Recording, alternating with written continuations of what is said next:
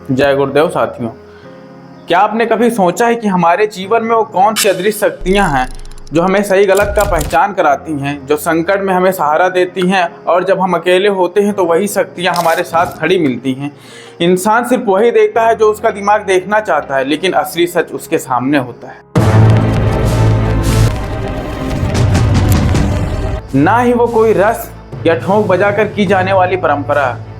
धर्म न मंदिर है, न मस्जिद, न गुरुद्वारा, न गिरजाघर। धर्म ना ही गीता है, ना कुरान, ना ग्रंथ साहब और ना ही बाइबल। धर्म न हरिद्वार है, न मक्का और ना ही रोम अमृतसर। धर्म न सुन्नत है, ना ही जन्नत। धर्म न धूप है, ना अगरबत्ती। धर्म न दंडवत है, न हज, न गंगा में डुबकी। से निकले धुआं बोले बम बम। कहीं नहीं लिखा है कि भगवान शंकर जी गांजा भांग पीते हैं। बम बम भोले बोलो और गली गली में चिलम पियो। ये धर्म नहीं, ये एक भ्रम है। धर्म क्या है? धर्म सत्य है, धर्म प्रेम है, धर्म करुणा है, धर्म बंधुत्व है, धर्म कर्तव्य है, धर्म एक व्यवस्था है। वो नैतिक ताकत जो हमारे भीतर है, वो जो हमें भूखे को रोटी देने को कहती है और किसी के आंसू पोंछने की प्रेरणा देती है। श्रीमद् भगवद गीता में भगवान श्री कृष्ण कहते हैं, यदा यदा ही धर्मस्य ग्लान भवति भारत। जब जब इस धरती पर की हानि होती है तब तब मैं आता हूँ, जब जब अधर्म बढ़ता है तब तब मैं आता हूँ। द्वापर युग में ऐसा क्या हो गया था कि स्वयं भगवान को ही धरती पर अवतार लेना पड़ गया। कंस का अत्याचार, अपनी बहन के बच्चों की हत्या की साजिश, कौरवों का अन्याय, पांडवों से उनका हक छीनना, दूध की ऋणा, जुए में छल करना और द्रौपदी का वस्त्रहरण नहीं कर लेते तब तक ये मेरे विरुद्ध नहीं जाएंगे। द्रौपदी का चीरहरण, भीम को विष देना, लच्छागिरी की साजिश, शासन में छल कपट अन्याय और भ्रष्टाचार, और इन सब ने मिलकर जन्म दिया महाभारत। और अब आज वर्तमान भारत में देखें तो हर जगह छल कपट अन्याय और भ्रष्टाचार दिखाई दे रहा है। सब कुछ ठीक लग रहा था, लेकिन एनसीआरबी ने जब अपराध चेक किया तो रिपोर्ट चौंकाने वाली है। चलिए आपको दिखाते हैं। राष्ट्रीय अपराध रिकॉर्ड ब्यूरो एनसीआरबी कहता है साल 2020 में लगभग 37,000 हत्याएं हुई। हर दिन लगभग 100 से ज़्यादा लोग झूठ छल कपट से मारे जा रहे हैं। ये महाभारत से कोई कम नहीं है। साल 2000 से लेकर 2023 तक लगभग 7,80,000 बलात्कार हुए, यानी रेप हुए। 2011 में सबसे ज़्यादा बलात्कार 38,947 केस, और 2023 में भी 31,204 महिलाओं ने न्याय की गुहार लगाती रही। दोस्तों, ये वो डाटा है जो एफआईआर दर्ज हुआ, नहीं तो बहुत सारे परिवार अपने मान सम्मान खोने के डर से कंप्लेन ही नहीं करते, और कुछ लोग कंप्लेन कराते भी हैं तो उनकी कोई सुनवाई नहीं होती, कोई एक्शन लिया ही नहीं जाता। सोचिए, द्वापर में एक द्रौपदी के साथ अन्याय हुआ था और पूरा महाभारत छिड़ गया था।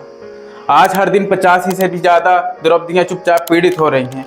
क्या हम भीष्म की तरह चुप रहेंगे या भगवान श्री कृष्ण की तरह धर्म की रक्षा के लिए उठ खड़े होंगे? समस्या स्पष्ट है, अब जरूरत है समाधान की। सबसे पहले हमें अपने अंदर के धर्म को पहचानना होगा, फिर हर रोज उसे अपने जीवन में जागृत और क्रियाशील करना होगा। अब धर्म क्या है? कर्तव्य। एक बाप का एक बेटे के साथ धर्म है उसे उचित मार्ग दिखाना, उसे सही मार्ग दिखाना, और एक बेटे का बाप के साथ धर्म है उनका आदर करना।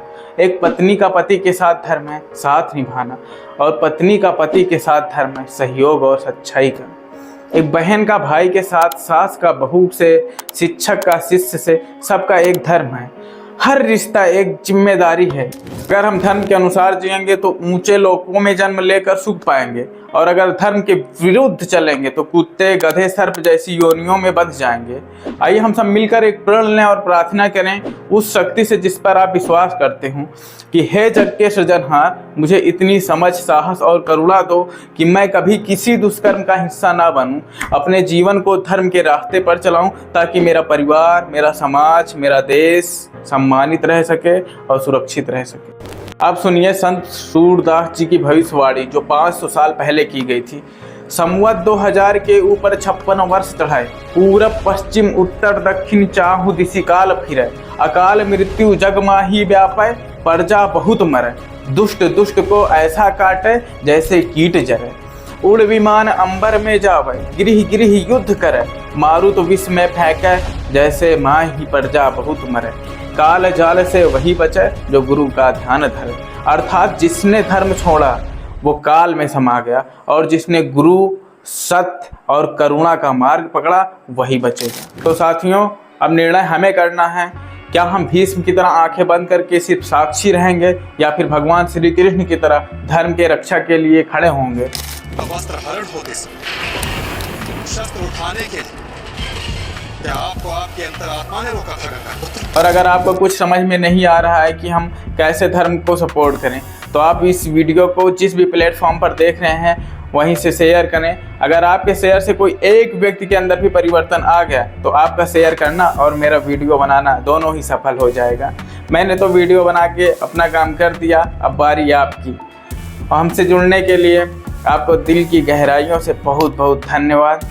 और हाँ, धर्मयुक्त कर्म करते रहिए। पता नहीं कौन सी सांस अंतिम